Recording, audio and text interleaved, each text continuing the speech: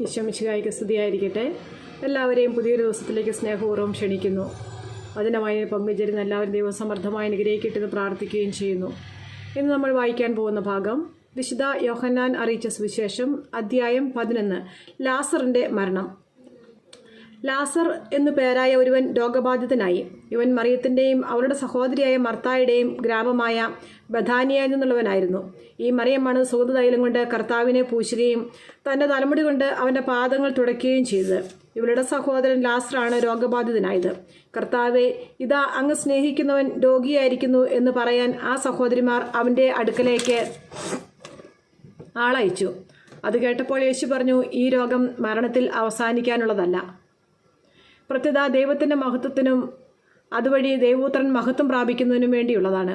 യേശു മർത്തായെയും അവളുടെ സഹോദരിയെയും ലാസറിനെയും സ്നേഹിച്ചിരുന്നു. എങ്കിലും അവൻ രോഗിയായി എന്ന് കേട്ടിട്ടും യേശു താൻ താമസിച്ചിരുന്ന സ്ഥലത്ത് തന്നെ 2 ദിവസം കൂടി ചെലവഴിച്ചു. അനന്തരം അവൻ ശിഷ്യന്മാരോട് പറഞ്ഞു, നമുക്ക് വീണ്ടും യൂദയായിലേക്ക് പോകാം. ശിഷ്യന്മാർ ചോദിച്ചു, ഗുരു, യഹൂദർ ഇപ്പോൾ തന്നെ നിന്നെ കല്ലെറിയാൻ അന്വേഷിക്കുകയായിരുന്നല്ലോ, എന്നിട്ട് അങ്ങോട്ട് പോവുകയാണോ? യേശു പ്രതിവചിച്ചു, പകലിന് 12 മണിക്കൂറിലെ പകൽ നടക്കുന്നവൻ കാൽ തട്ടി വീഴുന്നില്ല. ഈ ലോകത്തിൻ്റെ പ്രകാശം അവൻ കാണുന്നു. രാത്രി നടക്കുന്നവൻ തട്ടി വീഴുന്നു, കാരണം അവന് പ്രകാശമില്ല. അവൻ തുടർന്നു, നമ്മുടെ സ്നേഹിതനായ ലാസർ ഉറങ്ങുകയാണ്, അവനെ ഉണർത്താൻ ഞാൻ പോകുന്നു.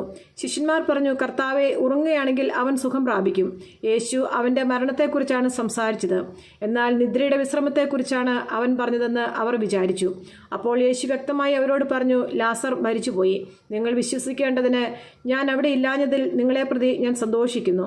നമുക്ക് അവൻ്റെ അടുത്തേക്ക് പോകാം. ദിദിമോസ് എന്ന തോമസ് അപ്പോൾ മറ്റു ശിഷ്യന്മാരോട് പറഞ്ഞു, അവനോടൊപ്പം മരിക്കാൻ നമുക്കും പോകാം. യേശു പുനരുത്ഥാനവും ജീവനും. ലാസർ സംസ്കരിക്കപ്പെട്ടിട്ട് 4 ദിവസമായെന്ന് യേശു അവിടെ എത്തിയപ്പോൾ അറിഞ്ഞു. ബഥാനിയ ജെറുസലേമിനടുത്ത് ഏകദേശം 15 സ്താദിയോൻ ദൂരത്തായിരുന്നു. അനേകം യഹൂദർ മർത്തായെയും മറിയത്തെയും അവരുടെ സഹോദരനെ പ്രതി ആശ്വസിപ്പിക്കുവാൻ വന്നിരുന്നു. യേശു വരുന്നുണ്ടെന്ന് കേട്ടപ്പോൾ മർത്ത ചെന്ന് അവനെ സ്വീകരിച്ചു. എന്നാൽ മറിയം വീട്ടിൽ തന്നെ ഇരുന്നു.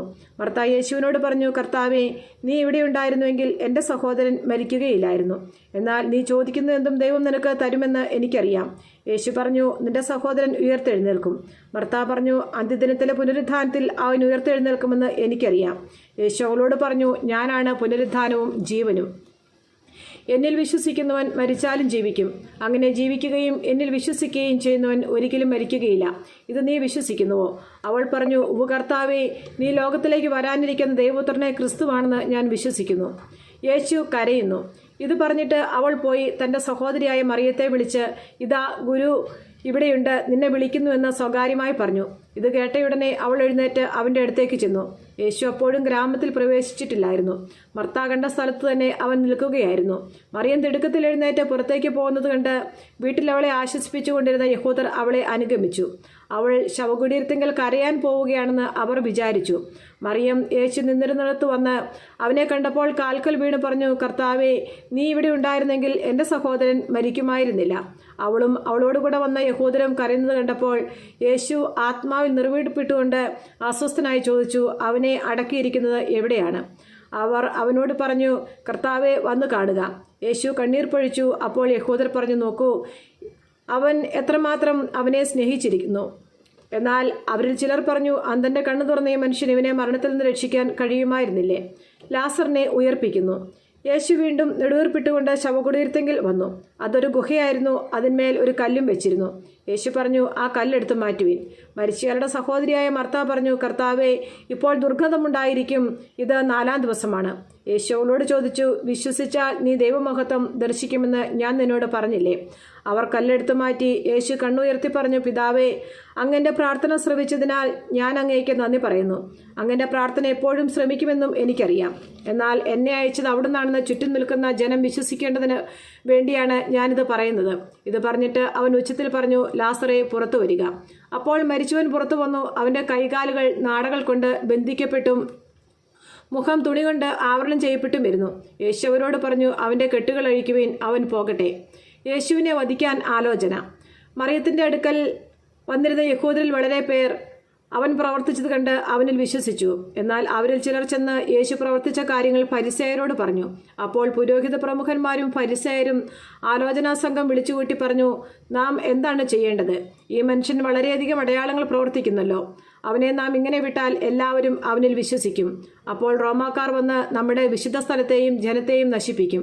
അവരിൽ ഒരുവനും ആ വർഷത്തെ പ്രധാന പുരോഹിതനുമായ കയ്യാഫാസ് പറഞ്ഞു, നിങ്ങൾക്ക് ഒന്നും അറിഞ്ഞുകൂടാ. ജനം മുഴുവൻ നശിക്കാതിരിക്കാനായി അവർക്കു വേണ്ടി ഒരുവൻ മരിക്കുന്നത് യുക്തമാണെന്ന് നിങ്ങൾ മനസ്സിലാക്കുന്നുമില്ല. അവൻ ഇത് സ്വമേധയാ പറഞ്ഞതല്ല, പ്രത്യുത ആ വർഷത്തെ പ്രധാന പുരോഹിതൻ എന്ന നിലയിൽ ജനത്തിനു വേണ്ടി യേശു മരിക്കേണ്ടിയിരിക്കുന്നുവെന്ന് പ്രവചിക്കുകയായിരുന്നു. ജനത്തിനു വേണ്ടി മാത്രമല്ല, ചിതറിക്കിടക്കുന്ന ദൈവമക്കളെ ഒരുമിച്ച് കൂട്ടുന്നതിനു വേണ്ടിയും. അന്നു മുതൽ അവനെ വധിക്കാൻ അവർ ആലോചിച്ചുകൊണ്ടിരുന്നു. അതുകൊണ്ട് യേശു പിന്നീട് ഒരിക്കലും യഹൂദരുടെ ഇടയിൽ പരസ്യമായി സഞ്ചരിച്ചില്ല. അവൻ പോയി മരുഭൂമിക്കടുത്തുള്ള എഫ്രായിം പട്ടണത്തിൽ ശിഷ്യന്മാരോടൊത്ത് വസിച്ചു. യഹൂദരുടെ പെസഹ തിരുനാൾ അടുത്തിരുന്നു. ഗ്രാമങ്ങളിൽ നിന്ന് വളരെ പേർ തങ്ങളെ തന്നെ വിശദീകരിക്കുന്നതിനായി പെസഹായ്ക്ക് മുമ്പ് ജെറുസലേമിലേക്ക് പോയി. അവർ യേശുവിനെ അന്വേഷിച്ചുകൊണ്ട് ദേവാലയത്തിൽ വെച്ച് പരസ്പരം ചോദിച്ചു, നിങ്ങൾ എന്ത് വിചാരിക്കുന്നു? അവൻ തിരുനാളിന് വരികയില്ലെന്നോ? അവൻ എവിടെയാണെന്ന് ആർക്കെങ്കിലും വിവരം ലഭിച്ചാൽ അവനെ ബന്ധിക്കേണ്ടതിന് തങ്ങളെ അറിയിക്കണമെന്ന് പുരോഹിത പ്രമുഖന്മാരും ഫരിസേയരും കൽപ്പന കൊടുത്തിരുന്നു. നമ്മുടെ കർത്താവായ ഈശോ മിശിഹായ്ക്ക് സ്തുതി. സങ്കീർത്തന പുസ്തകത്തിലുള്ള വായന, അധ്യായം 79. ഇസ്രായേലിനെ മോചിപ്പിക്കണമേ. ദൈവമേ, വിജാതിയർ അങ്ങയുടെ അവകാശത്തിൽ കടന്നിരിക്കുന്നു. അവർ അങ്ങയുടെ വിശുദ്ധ മന്ദിരത്തെ അശുദ്ധമാക്കുകയും ജെറുസലേമിനെ നാശകൂമ്പാരമാക്കുകയും ചെയ്തു. അവർ അങ്ങയുടെ ദാസരുടെ ശരീരം ആകാശപ്പറവകൾക്കും അങ്ങയുടെ വിശുദ്ധരുടെ മാംസം വന്യമൃഗങ്ങൾക്കും ഇരയായി കൊടുത്തു. അവരുടെ രക്തം ജലം പോലെ ഒഴുക്കി അവരെ സംസ്കരിക്കാൻ ആരുമുണ്ടായിരുന്നില്ല. ഞങ്ങൾ അയൽക്കാർക്ക് നിന്നാപാത്രമായി ചുറ്റുമുള്ളവർ ഞങ്ങളെ പരിഹസിക്കുകയും അധിക്ഷേപിക്കുകയും ചെയ്യുന്നു. കർത്താവെ, ഇത് എത്ര കാലത്തേക്ക് അവിടുന്ന് എന്നേക്കും കോപിച്ചിരിക്കുമോ? അവിടുത്തെ അസൂയ അഗ്നി പോലെ ജ്വലിക്കുമോ? അങ്ങയെ അറിയാത്ത ജനതകളുടെ മേലും അങ്ങയുടെ നാമം വിളിച്ചപേക്ഷിക്കാത്ത ജനപദങ്ങളുടെ മേലും അങ്ങ് കോപം ചൊരിയണമേ. അവർ യാക്കോബിനെ വിഴുങ്ങിക്കളയുകയും അവൻ്റെ വാസസ്ഥലം ശൂന്യമാക്കുകയും ചെയ്തു. ഞങ്ങളുടെ പൂർവികന്മാരുടെ അകൃത്യങ്ങൾ ഞങ്ങൾക്കെതിരായി ഓർക്കരുതേ. അങ്ങയുടെ കൃപ അതിവേഗം ഞങ്ങളുടെ മേൽ ചൊരിയണമേ. ഞങ്ങൾ തീർത്തും നിലം പറ്റിയിരിക്കുന്നു. ഞങ്ങളുടെ രക്ഷയായ ദൈവമേ, അങ്ങയുടെ നാമത്തിൻ്റെ മഹത്വത്തെ പ്രതി ഞങ്ങളെ സഹായിക്കണമേ. അങ്ങയുടെ നാമത്തെ പ്രതി ഞങ്ങളെ മോചിപ്പിക്കുകയും ഞങ്ങളുടെ പാപങ്ങൾ പൊറുക്കുകയും ചെയ്യണമേ. അവരുടെ ദൈവം എവിടെയെന്ന് ജനതകൾ ചോദിക്കാൻ ഇടയാക്കുന്നതെന്തിന്? അങ്ങയുടെ ദാസരുടെ രക്തം ചിന്തിയതിന് അങ്ങ് ജനതകളോട് പ്രതികാരം ചെയ്യുന്നത് കാണാൻ ഞങ്ങൾക്ക് ഇടയാക്കണമേ. ബന്ധിതരുടെ ഞരക്കം അങ്ങയുടെ സന്നിധിയിൽ എത്തട്ടെ. വിധിക്കപ്പെട്ടവരെ അങ്ങയുടെ ശക്തി രക്ഷിക്കട്ടെ. കർത്താവെ, ഞങ്ങളുടെ അയൽക്കാർ അങ്ങയെ നിന്ദിച്ചതിന് 7 ഇരട്ടിയായി പകരം ചെയ്യണമേ. അപ്പോൾ അങ്ങയുടെ ജനമായ ഞങ്ങൾ അങ്ങയുടെ മേച്ചിൽപ്പുറങ്ങളിലെ ആടുകൾ എന്നേക്കും അങ്ങേക്ക് കൃതജ്ഞത അർപ്പിക്കും. തലമുറകളോളം ഞങ്ങൾ അങ്ങയുടെ സ്തുതികൾ ആലപിക്കും. ദൈവമായ കർത്താവിന് സ്തുതി.